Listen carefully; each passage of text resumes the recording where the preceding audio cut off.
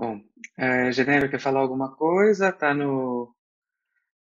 Quiser escrever no chat também, se alguém quiser escrever no chat, pode escrever. Ah, tem algumas coisas importantes quando a gente dá aula online que não fica tão claras quando a gente está dando aula presencialmente, que é a questão da presença de corpo, né? A Andrea deve ter sentido esse cansaço e também, não sei se no outro trabalho também fica muito na frente do computador, existe o cansaço de tela também. E existe também uma questão do que a gente se perde nas telas quando a gente está na câmera. Então, tem uma coisa muito importante que é se manter numa distância suficiente e se manter numa postura boa o suficiente para poder sentir o próprio corpo, para conseguir se comunicar. E isso tem uma relação muito forte também com o uso da voz, com o uso do corpo, e como a gente se coloca dentro desse contexto que é essa tela, né? Essa câmera. Quando você tem um lado bom e um lado não tão bom de demonstrar quando a gente está fazendo aula, que é a gente não consegue ver o aluno o tempo todo, né? E na câmera, na tela, fica mais difícil ainda, né? Porque daí tá aquele monte de quadradinho, você demonstrando, aí você tem que dar aquela paradinha, dar uma olhada assim na tela para ver o que está acontecendo. Então, existe um cansaço por a gente perder muitas vezes o corpo na própria tela. O que eu quero dizer com isso? Perder presença corporal para conseguir falar. E aí eu posso fazer até uma demonstração básica minha. Minha voz é baixa e ela é fraca. Tanto é que quando eu tô dando aula presencial, quando eu dou aula o dia inteiro, ou às vezes a tarde inteira no Zoom, o que acontece? Se eu perco a minha estrutura corporal, a minha voz vai ficando cada vez mais fraca e eu tenho que fazer cada vez mais força. Antigamente, a minha voz desaparecia no fim do dia, eu não conseguia dar, por exemplo, um final de semana inteiro de aula. E aí o que faltava? Apoio de pé, apoio de suporte, apoio de coluna. Ó, vou fazer um exemplo, vocês vão me contar se dá para perceber a diferença. Se eu sento de qualquer jeito e venho aqui para a tela, olha o que acontece com a minha voz. Vê se dá para perceber como é que fica o tom da minha voz quando eu fico aqui, debruçado na tela do computador, sem o apoio do pé. Se eu voltar para o meu apoio do pé, sentir minha coluna, e aí voltar para o meu tronco, dá para conseguir escutar a diferença do meu tom de voz? Dá para perceber a diferença ou não? Para mim, o esforço é infinitamente menor. Eu posso ficar aqui 4, 5, 6 horas falando que é completamente diferente. Então, uma das coisas principais quando a gente está dando aula online nessa distância é você conseguir se afastar da tela, não mergulhar, voltar para o corpo, para você realmente conseguir estar no seu corpo e poder olhar o outro sem fazer uma mistura. Porque o que acontece é que a gente se mistura com a tela. E aí realmente existe um desgaste, que a gente deixa de se perceber. Começa a forçar a garganta, começa a forçar a voz, começa a forçar a visão. Quando eu estou aqui, amplio minha visão periférica, eu inclusive consigo enxergar todos os quadradinhos sem fazer tanto esforço de olhar para cada pedaço. Então, uma das coisas principais é essa história, estar no corpo o tempo todo. Conseguir, além de tudo isso, posicionar o computador num local mais estratégico para a gente trabalhar. E tentar, dentro do contexto online, demonstrar o mínimo possível, para você conseguir orientar e usar a sua fala e usar menos o corpo para ter menos cansaço. Para isso, eu sei que existe uma super dificuldade, porque se expressar verbalmente e fazer com que o aluno execute aquilo que a gente disse, existe uma grande dificuldade. Né? Eu não sei se vocês estavam da outra vez que eu estava junto com a Adriana, que a gente estava falando dos 5 truques, vocês estavam? Se for sim, faz um joinha assim. Vocês estavam no coisa com a Adriana? No 5 truques? Há 2 semanas atrás? Estava, né, Betânia? Tá. E aí, é tentar ser o mais simples possível nas palavras, sem complicar tanto, e aí a gente vai treinando um tipo de linguagem com que a gente consiga ser o mais claro possível dentro da linguagem que o aluno tem, que a gente pode ir construindo, né?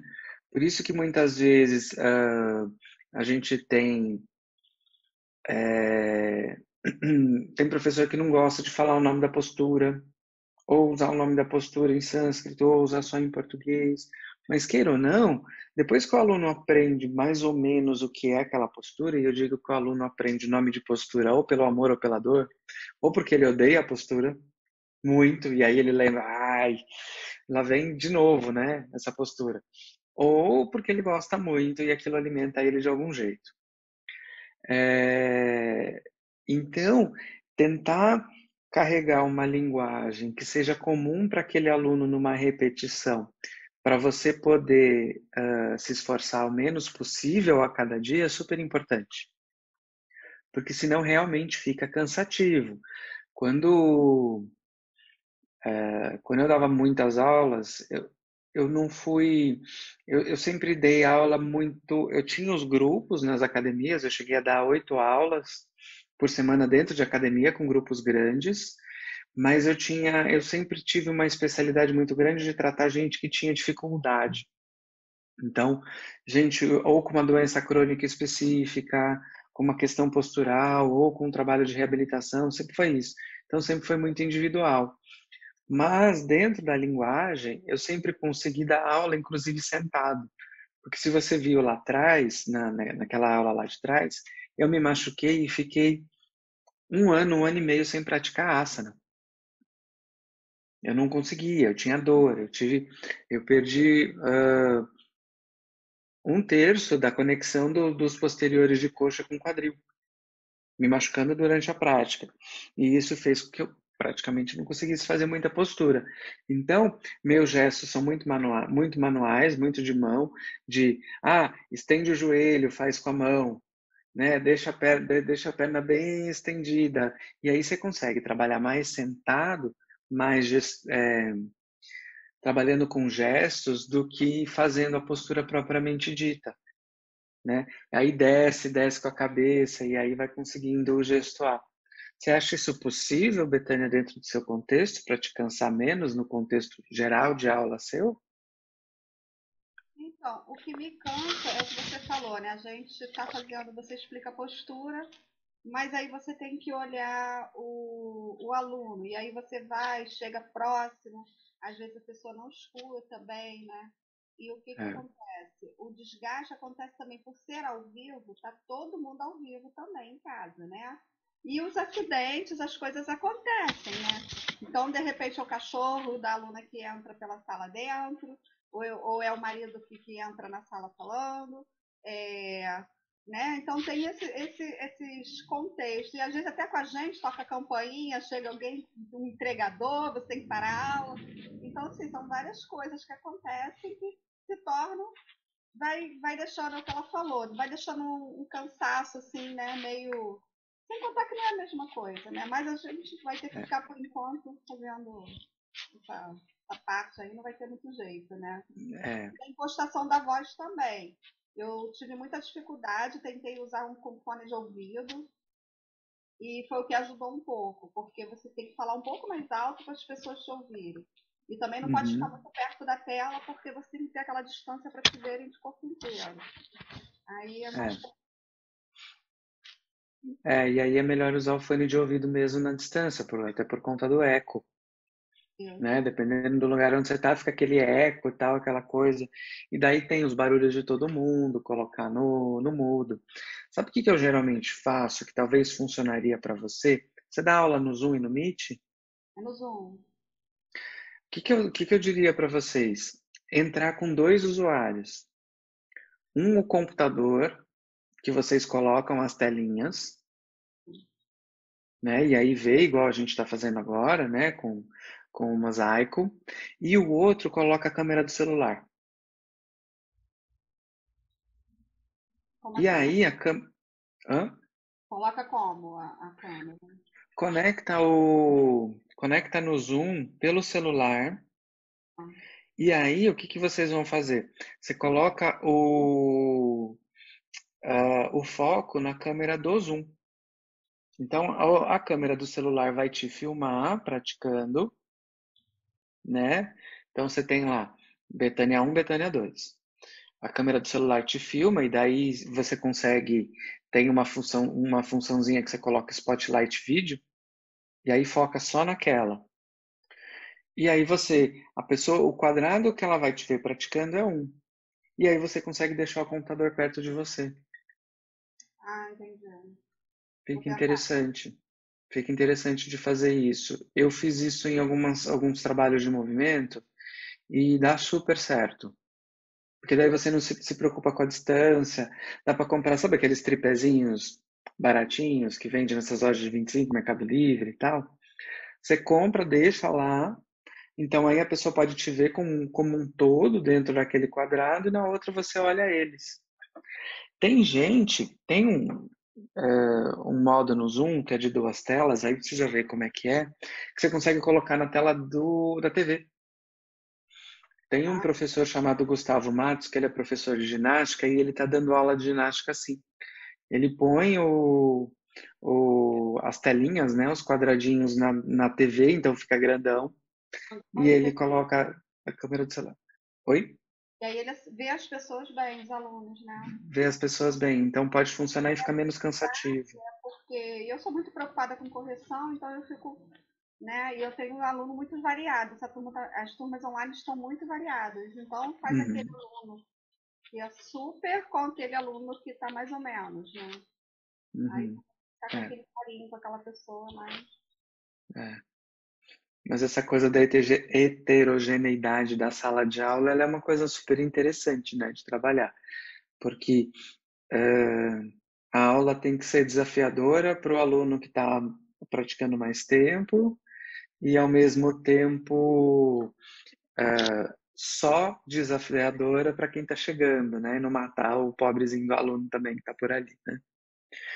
Então, trabalhar dentro desse contexto é aquela caixa de ferramenta que a gente tem que ter, né? Que é o que eu e a Adriana, a gente ensina no curso de didáticas para professores. A gente fica dando um monte de assuntos, um monte de questões para serem trabalhadas dentro de sala de aula.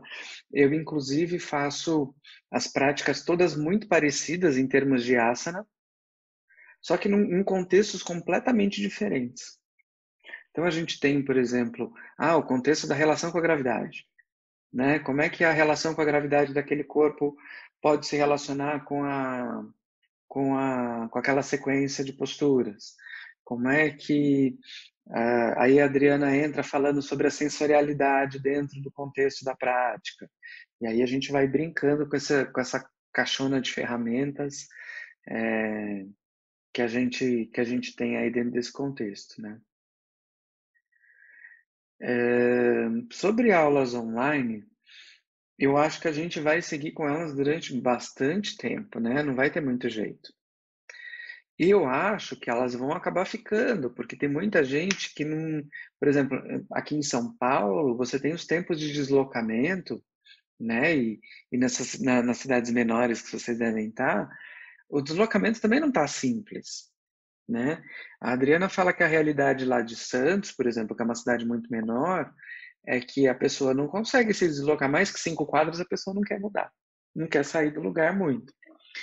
Então, de certa forma, quando o trabalho acaba às 19 pode começar uma aula. Então, é muito provável que a gente tenha que se adaptar no longo prazo a respeito disso, né? Tem até plataformas novas, não sei se vocês têm visto. Tem até plataformas online para fazer aulas coletivas agora. Eu recebi o convite de uma e tem aquela, sabe, que era corporativo, que a pessoa comprava e podia ir em todas as academias. Como é que chama aquilo? é o Gym Paz? Isso. O Gympass, ele tá com uma coisa de personal de aula, inclusive para se inscrever como professor de yoga. Eles pagam um valor super baixinho, mas eles garantem volume. Então, esse tipo de negócio, ele vai acabar ficando, né? Então, a gente vai ter que se adaptar um pouco e se adaptar o melhor possível, com câmera, com um jeito de voz, com preparação. Por exemplo, aqui em casa eu não tenho lugar para demonstrar a postura, não tem espaço.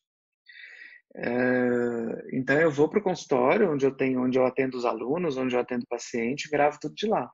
As aulas eu gravo de lá, até por conta da luz. A gente vai virando cineasta, né?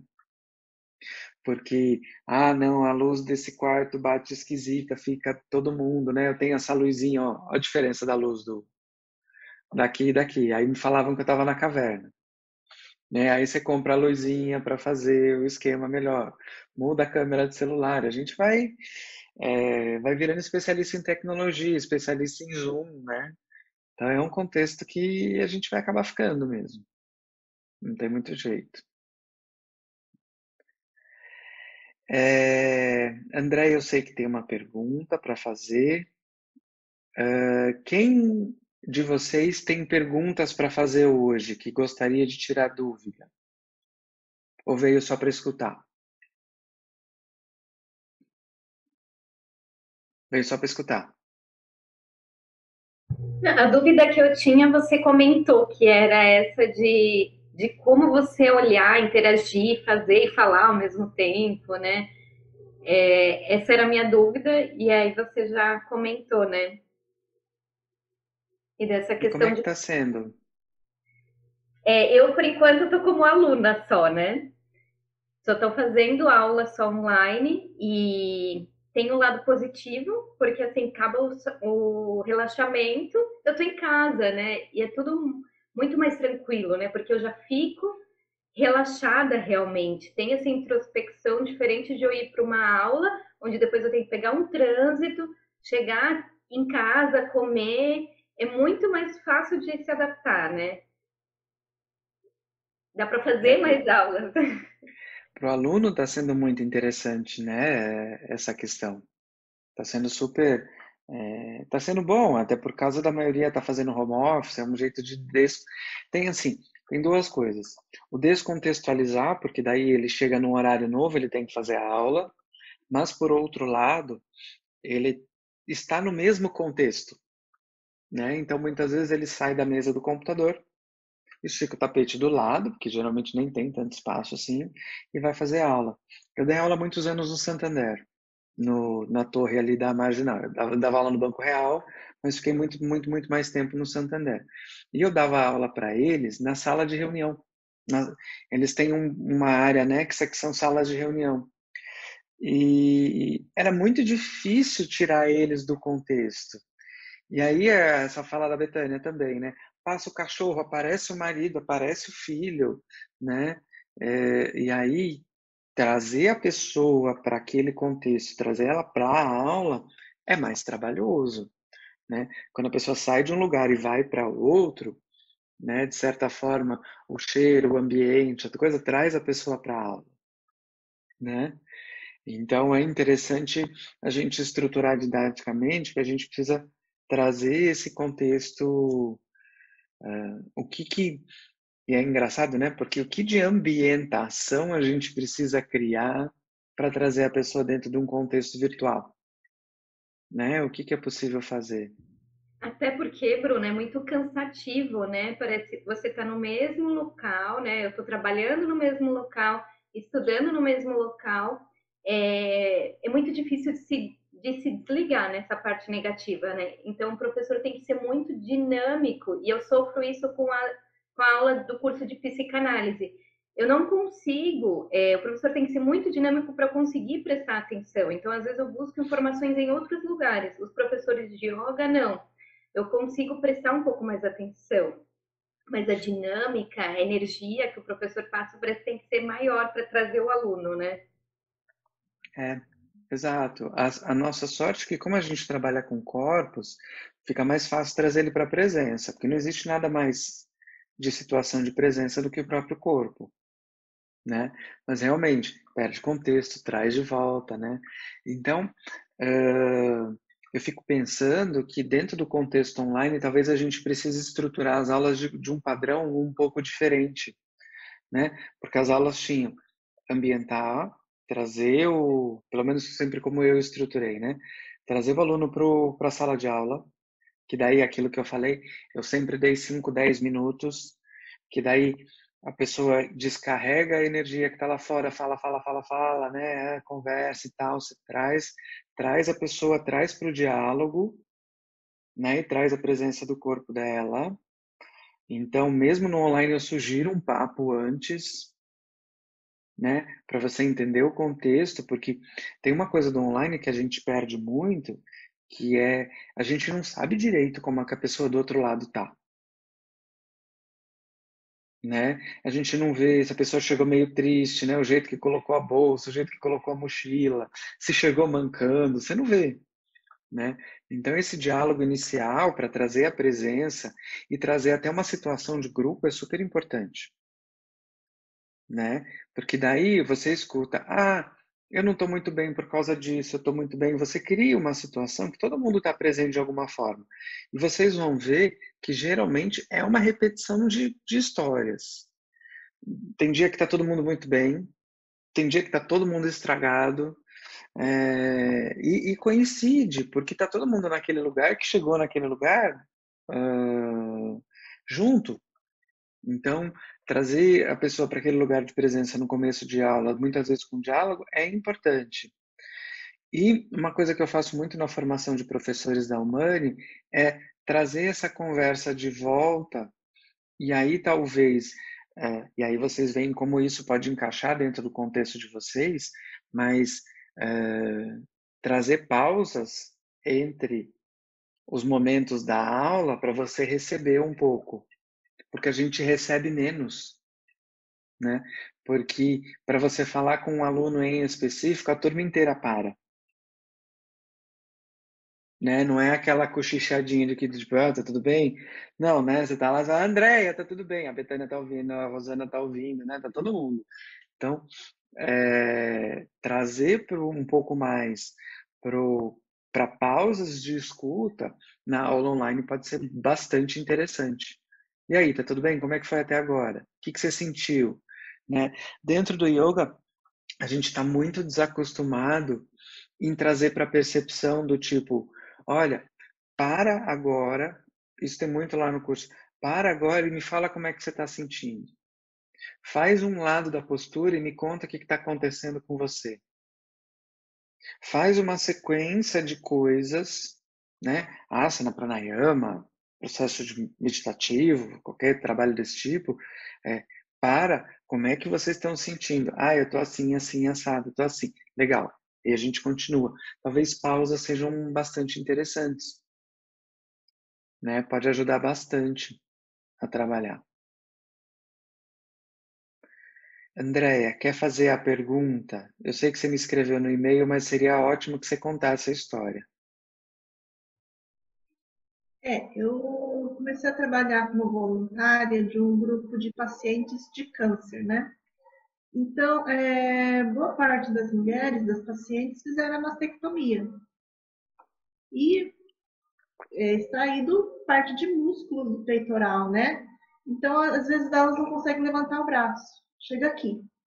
Então, todas as posturas que precisa elevar o braço, tem esse impedimento, elas não sobem.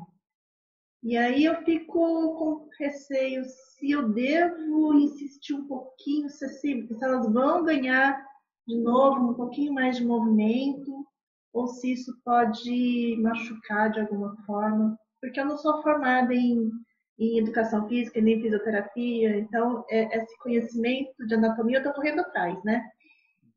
E essa é a minha dúvida, se eu devo forçar um pouco. Insistência amorosa, né? Mas se precisa ou se eu devo deixar para lá. E também as posturas que elas ficam sobre os braços, sobre as mãos, que elas também falam que não tem tanto, que elas não conseguem ficar muito tempo. É mais essa a dúvida mesmo. A gente tem essa pergunta, ela traz a gente para duas coisas muito legais. É assim, tem um teórico do movimento que ele é rolfista, ele vem da dança, foi professor de yoga e estudou educação somática numa série de linhas. né? De Feldenkrais, de técnica de Alexander, uma série de linhas de educação somática, incluindo o yoga. E o Hubert Godard, ele fala sobre o que é lesão, né? E o que é uma lesão propriamente dita do tecido, e o que é uma lesão na percepção que altera a coordenação, que pode trazer para uma lesão propriamente dita. E durante muitos anos, ele estudou em Milão, exatamente num lugar como você trabalha. Trabalhava com movimento, com mulheres que tinham câncer de mama. E dentro do estudo dele, ele percebeu que muitas das mulheres já começavam a perder movimento do braço a partir do momento não da cirurgia, mas que descobriam o câncer. Perdiam não só a movimentação do ombro, mas também uma parte da visão periférica do mesmo lado. E você vai começar a perceber isso. Por quê? Porque a intensidade da questão é tão grande que a pessoa começa a perder a percepção. E aí, coordenativamente, aquilo vai se alterando de um estado de contenção, de proteção antes da cirurgia, que daí é uma lesão propriamente dita, e a gente vai falar disso, mas que começa dentro das estruturas musculares, que para elevar o ombro, a cada grau que a gente tem, é uma musculatura que acaba atuando e existe também o deslizamento dessa musculatura entre uma e outra para você conseguir elevar o braço. Então, precisa pensar, primeiro nesse contexto coordenativo, o que eu posso fazer para que a pessoa consiga elevar o braço antes de qualquer lesão limitar, mas pensar na questão da percepção. Imagina que a pessoa fez a mastectomia, total ou parcial, e que ficou com esse braço, desde que soube que existia uma lesão, né? Existia um tecido de câncer ali, que tudo aquilo se modificou. Então, o padrão de movimento dela já muda. Então, quanto solução para pensar em percepção será que a pessoa não carrega o tórax inteiro na hora de levar o braço e por isso ela não consegue elevar? Será que se eu der a orientação para ela diferente, não só da elevação do braço, mas do tipo, sente o peso do pé no chão e com o peso do pé no chão, deixa o braço ficar leve e aí o braço se eleva para onde precisa ir? Quer ver? Faz uma experiência. Eu sei que vocês estão sentados a maioria. Sobe o braço pensando nos polegares. Eleva os dois braços pensando o polegar para cima.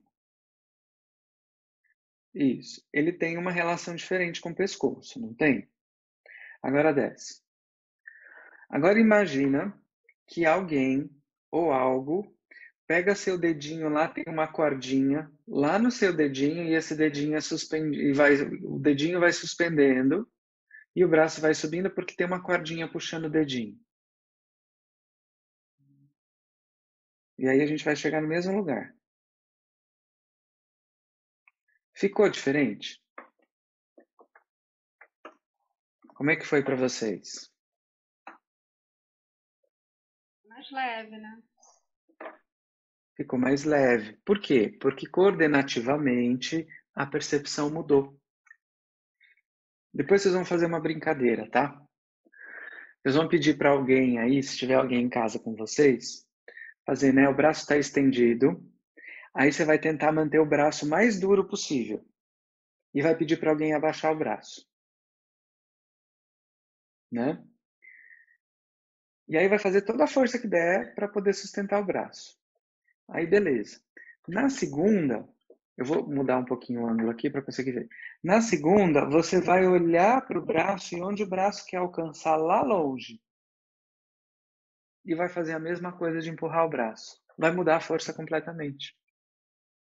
Por quê? A utilização da musculatura e da coordenação vai mudar.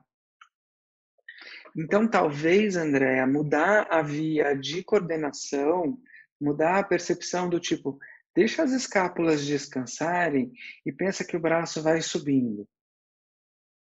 Entendeu? Porque vai acontecer uma coisa meio assim, é o que acontece com a maioria das pessoas que tem uma lesão no ombro, né? Ou que tem alguma percepção. Tenta trabalhar essa questão de coordenação, porque muitas vezes essa musculatura tem redondo maior e menor aqui atrás, junto com o grande dorsal. Às vezes, redondo maior e menor gruda no grande dorsal e não deixa o braço subir, por uma simples questão de coordenação. Tá? Então, tentar explorar essa questão de mudar a via da elevação dos braços, e isso você pode fazer com absolutamente qualquer asana, a gente está falando dos braços por conta desse tipo de aluna que você tem lá, mas às vezes é por conta do caminho de acesso que a coisa não funciona. Não porque existe uma lesão propriamente dita, um osso bate no osso, ou porque a cirurgia limita, tá? E aí, a gente tem a questão da lesão propriamente dita, que tem algumas, eu não sei como é que está sendo feitas as cirurgias agora, mas às vezes quando tem que tirar o tecido todo, às vezes eles pegam uma parte do reto do abdômen para inserir aqui, para poder completar o tecido. E aí, realmente, você tem uma coleção de tecido de cicatricial, tanto por baixo da musculatura, né, quando não tem que tirar a peitoral maior, né, esse tecidão aqui, por conta de vaso linfático, né, esse tipo de tecido linfático aqui. Então, aí tem efetivamente tecido cicatricial, né? E aí realmente a roupa tá puxando, né? E aí o que a gente pode fazer? Trabalhar devagar. Só isso. Não vai trabalhar na insistência. Eu falo assim, nada na marra nessa vida funciona, nem filho é educado na marra, porque você vira as costas tá fazendo outra coisa. Então, trabalhar esse processo bem devagarzinho vai fazer aquelas fibras que cicatrizaram de um jeito desorganizado começarem a se organizar. Mas isso é um processo muito, muito devagar. E aí você vai, entre aspas, penteando essa fibra, trabalhando o processo coordenativo, mas também trabalhando a questão física, devagarzinho. Você vai ver, é a coisa que levanta assim, ao invés de deixar a escápula subir, né? E eu posso te dizer que a maioria das vezes é uma questão perceptiva. Se você colocar a mão, você vai ver, é muito diferente do tecido que está preso por lesão e do tecido que está preso por inibição. Você sente que a roupa está engrovinhada quando você põe na mão, que a roupa lá embaixo está engrovinhada. Entendeu? Então fica fácil. Então lembra, lesão e percepção. Tá? Você tem a lesão no tecido e a lesão na percepção. São coisas completamente diferentes e você vai ver que a maioria está na percepção. Funciona? Vamos testar, né? Vamos propor essa nova visão para elas. Acho que só o fato de mandar a atenção para outro ponto já ajuda, né? Porque às vezes é o medo também, vai doer, vai, né? De repente a E gente uma leva coisa, para outro lugar. uma coisa super importante, trabalhar os sentidos. Visão, audição nesse tipo de caso. Você vai ver, perde periferia, inclusive de audição. Naquele lugar. Gente que sofre acidente, geralmente perde audição e visão periférica também. E aí é difícil para a pessoa, e a gente tem que ir aos poucos também, por exemplo, gente que sofre acidente de carro. Teve um carro que bateu, que veio desse lado e tal. A pessoa cria uma limitação dessa audição que não é proposital. E às vezes, se ela abre essa audição de uma vez, é muito intenso para ela. Porque o sensorial leva ela de volta para esse lugar de trauma. Então, ir trabalhando devagarzinho essa percepção sensorial da visão periférica, da audição, de ampliar, vai fazer toda a diferença. Então, você tem esse desafio. Talvez trabalhar essa questão dos sentidos primeiro, né, na audição, na visão e tal, para testar o movimento, né, e ver. Dente apertando também, né? Você tem uma coisa que eu tive duas pessoas aí dentro do Rolfing, e daí eu já tinha um pouco mais de ferramenta de toque para fazer isso, mas que eu tive uma pessoa que não levantava o braço há 4 anos e não tinha nada específico. Ela começava o dia e espreguiçava aqui. 10 minutos depois o braço vinha parar aqui e não levantava mais. A gente descobriu que era porque ela apertava os dentes em tal tensão que essas estruturas daqui, essa continuidade facial, criava uma inibição que o braço emperrava, não tinha mais coordenação, por causa de um estado de tensão que ela desenvolvia. Até num certo dia, e aí a gente trabalhou, eu soltei toda a musculatura da boca dela, eu falei, agora espreguiça ela. Por quê? Porque tinha muita tensão aqui. Então, olha a quantidade de coisas que a gente tem de pensar no corpo inteiro, né? Pensar sempre no corpo inteiro. A asana foi feito pensando no corpo inteiro, né? A gente não faz um asana só com o cotovelo, só com o joelho, só com a perna. Ele pode ter uma intensidade muscular numa região, mas se o corpo não está inteiro presente naquela postura, você também não está presente, né? E aí fica claro quando você olha os trilhos anatômicos faciais, de olhar a construção da postura e que você não precisa nem pensar em correção de asana nessa linha, né? Se aquela linha facial está dentro de uma harmonia, dentro de um contexto de corpo inteiro. E aí eu posso me apegar menos à regra, né? Porque eu estou vendo que aquele corpo está coerente dentro do contexto dele. Ah, é mais alto o tronco? É mais baixo? O pé é virado? Não. Eu vou ver aquela estrutura, quanto coerente estão aquelas linhas faciais, né? Que é essa ideia do lado do curso de yoga terapia, inclusive, que é dar um pouco mais de coerência. E aí trabalhar a estrutura do corpo do aluno e tratar a lesão do aluno pensando no corpo inteiro, né? Pela disfunção que aparece no contexto todo. Aí tem leitura corporal, essas coisas. E aí, como é que vocês estão?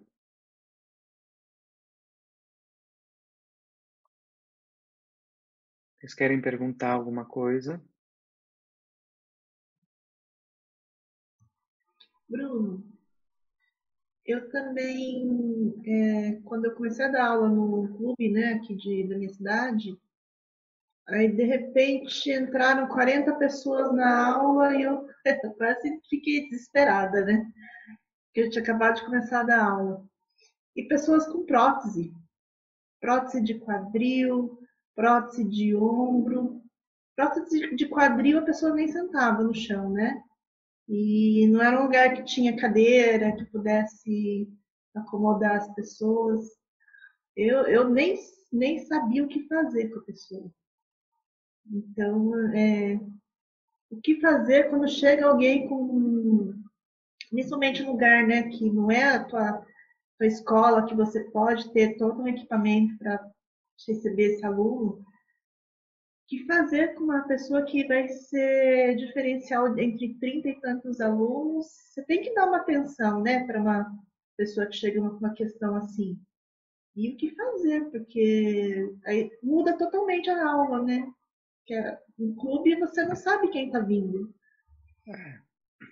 E aí esteja pronto para abandonar o barco dos planos, né? Porque você planeja uma aula de um jeito, você fala, nossa, vou arrasar hoje, né? Vou dar uma aula assim, vai começar assado, e aí aparece um aluno ou dois, ou ninguém está daquele jeito que você imaginava, tá todo mundo de um jeito e aí não tem jeito.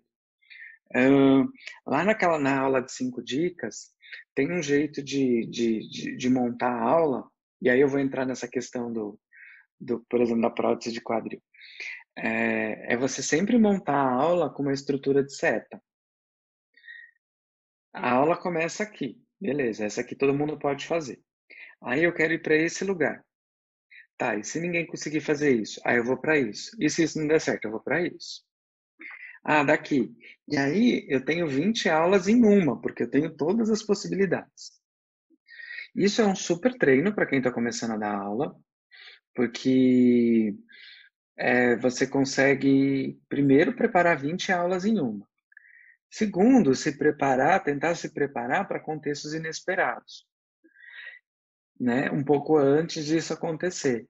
Uma experiência no clube, com várias pessoas usando próteses, é assim, uma super surpresa mesmo. E aí, é, com certeza, mesmo que você não tenha se preparado naquela aula para certas situações, você já preparou outras aulas para certas situações. E aí você começa a reconectar essas aulas, né? E criar outras possibilidades para quando você tem isso. O bom daquilo que eu estava falando, né? O bom de você conseguir usar só a fala para conseguir dar aula é que você consegue dar uma atenção específica para quem está com uma questão muito específica ou por um aluno muito novo num grupo muito grande, né? Na uma universidade aqui em São Paulo, no curso de formação, é normal ter gente que nunca praticou na vida começar a fazer a formação de professor. E isso vai limpando. Então você tem 40, às vezes 40 alunos praticando, onde você tem o cara que quer virar professora, que já está dando aula, porque já fez outras formações, na mesma sala, com quem nunca praticou e às vezes tem muito problema, algum problema específico. E aí você vai criando essas possibilidades, essas ferramentas. Conforme você vai desenvolvendo a fala, você consegue dar mais, porque os outros saem fazendo. Os que conseguem saem fazendo. E aí você consegue sentar no chão, ajudar, faz a voz. Eu tive uma fase de muita gestante e gestantes complicadas em sala de aula. Eu falava uma aula para a sala e falava outra aula para elas do lado. É difícil, porque aí você vai fazendo assim, né? Aí eu falava, agora dá para você fazer, vem. Agora você vai fazer isso. Agora volta. Mas é trabalho de polvo. É difícil mesmo. É difícil, mas é isso. Quanto mais repertório você consegue trabalhar, quanto mais atento às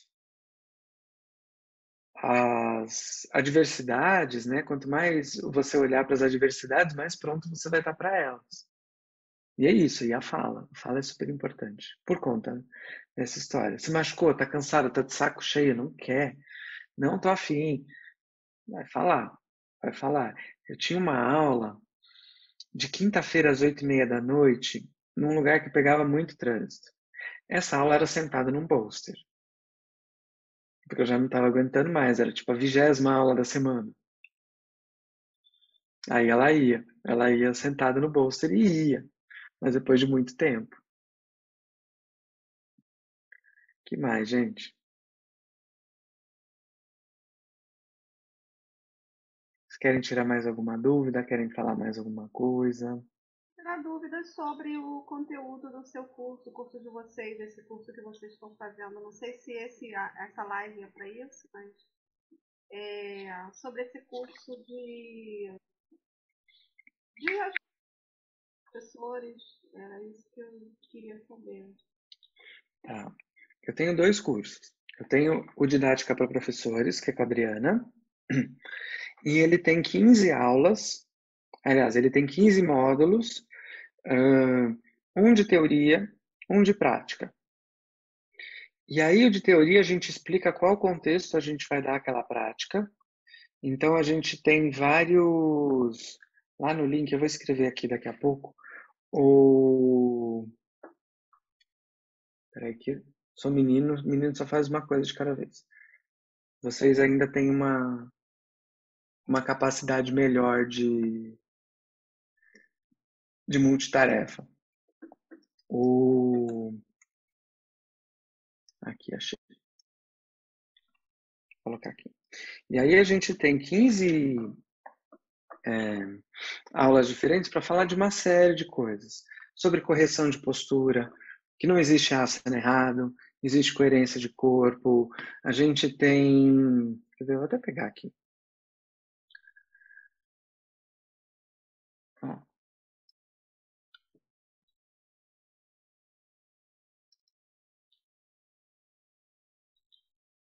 Ó, Tá vendo? Yoga não é só asana, existe asana errado, sobre respiração, sobre esse aqui é inclusive meu, do simples ao complexo. Quando a gente começa numa postura mais simplesinha, bem bobinha, e vai para uma postura super complexa no final, como é que a gente constrói isso, né? As questões coordenativas, a questão da teoria polivagal, como relacionar o sistema nervoso autônomo com toda a prática, é, as conexões, a diferença do corpo. Essa aqui foi a última que eu gravei, inclusive, os arcos dos pés e a respiração. Então, são aulas com temas, no geral, 2 aulas para cada tema. Geralmente a gente enfia, tem aula da Adriana que tem 3 aulas, ao invés de só 2, uma de teoria e uma de prática, tem uma extra. Às vezes a gente coloca texto dentro, às vezes a gente coloca link externo junto. Então aí você tem essas 15 aulas para poder enriquecer mesmo o repertório de professor. É bem interessante, esse, que daí é intercalado. Eu e a Adriana, cada um dá um módulo. Quando a gente colocou esse curso, o aluno recebia uma aula por semana. Agora, como a gente está terminando de gravar, quem entra no curso agora já tem quase todas as aulas gravadas já. E pode assistir todas de uma vez, pode seguir. Mas eu falo, inclusive no curso, que é super legal a questão do online, que você pode repetir a escuta, repetir a prática várias vezes. Né? Esse que é o barato do online. Ver de novo, ver mais uma vez só que acelerado, só para ver o que não pegou, sabe? Esse é o trabalho legal. Então esse já está quase que inteiro. Acho que falta, entrou, eu acho que entrou o antepenúltimo módulo, semana que vem, domingo que vem, entra os arcos dos pés, e o último, primeira semana de setembro entra o último módulo já gravado, mas já tem mais de 10. Já estão todos colocados lá. O outro curso é de yoga terapia facial.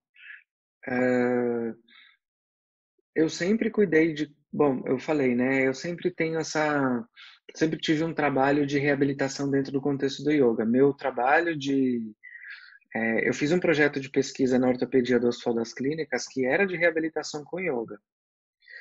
E só que sempre pensando o corpo inteiro, pensando no tecido facial e pensando que você não tem que olhar a disfunção aonde dói, você tem que olhar o corpo inteiro para tentar olhar a causa da disfunção, né? Que é muito mais importante. E nesse curso de yoga terapia facial eu ensino a olhar o corpo, entender o que é face, entender o que a gente tem de didática dos trilhos anatômicos, e ensino a tratar uma pessoa, tanto que o trabalho final do curso é você tirar foto de uma pessoa, fazer a leitura corporal, propor uma prática, pelo menos uma prática para essa pessoa, para a gente olhar junto e tentar fazer inclusive o pós, né? Para vocês aprenderem a olhar o corpo como um todo. A pessoa vem com um problema de joelho, você não vai olhar só o joelho, você vai olhar a pessoa inteira, né? Não existe yoga para joelho, não existe yoga para coluna, existe yoga para pessoa, né? E é por aí que você customiza uma prática para uma pessoa que precisa de ajuda, né? É aí que você customiza uma prática para um grupo, né? Você consegue olhar dentro de um contexto, nossa, onde está a maior disfunção? É de linha lateral? Vou trabalhar a linha lateral um pouco mais nessa prática, né? É nisso que tem esse curso de yoga terapia também. São esses dois. Foi boa a explicação. Era isso, Betânia? Eu queria mais informações a respeito mesmo. E Rosana tá fazendo curso, não tá? Ai, não sai a voz.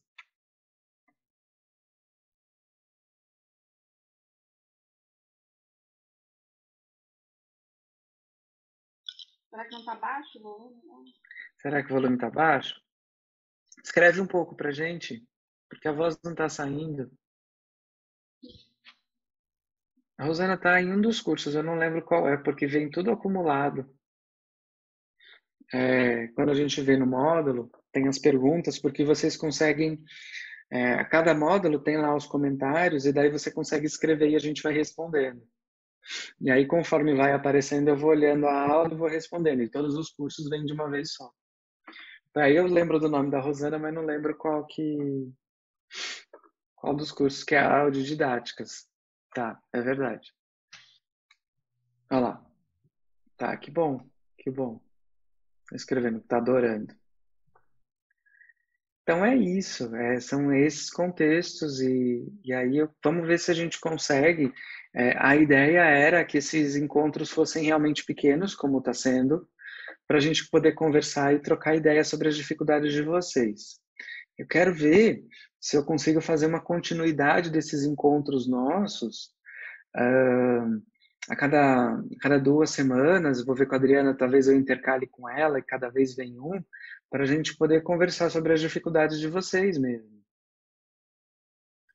Então a gente termina. Nas próximas, vejam se vocês querem convidar outros amigos professores, levantem dúvidas, tragam causos para a gente discutir. Vai ser bem divertido, tá bom? Combinado? Então tá bom. Até mais, boa noite, bom resto de domingo para vocês.